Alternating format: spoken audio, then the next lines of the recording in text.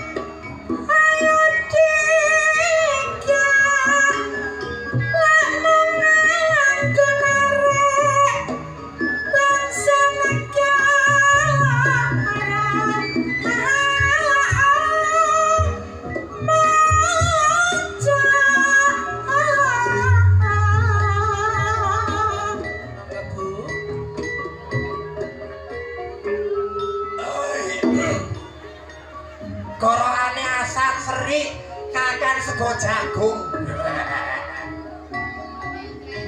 Kok koyo Banaspati nek goyo. Kenalaken nggih wong Gondang Legi. Sing dereng kenal monggo diraketaken. Kula bojone Pak Jumilan sing duwe gawe. Dimaru nanggap ludruk lero anyar sing dipimpin kalian Bunda Marsam. Aduh, kalian Kaji Marsam kok iso Bunda? pilihan enten sing ambune lebus sing edung pertama suarane enak geryane Wonokerto bengi melok ludruk lero anyar nek awan bakul tahu lho kandhane gak percaya lah iku sih tahu kate tahu kempit ora tahu kuning teko Kediri suarane enak jenenge Krisna tandai ludruk sampeyan kaya kabeh niki lanang dadi wedok enten sing cilik dhewe lah iki omahe Singosari bengi melok ludruk nek awan balon ning kandangan yo karek ning balon wong arek iki duwe dekor perias manten kok iso balon jangkep sing nomor 3 primadonai ludruk lero anyar suarane enak jenenge Doni jenenge gak ono sing wedok blas lanang tok jenenge Doni nek bengi melok ludruk nek awan tukang golek sampah nah iki jenenge Doni bojone tukang gong kendane tukang gong jenenge Pemas tau ditiliki Pak Ragil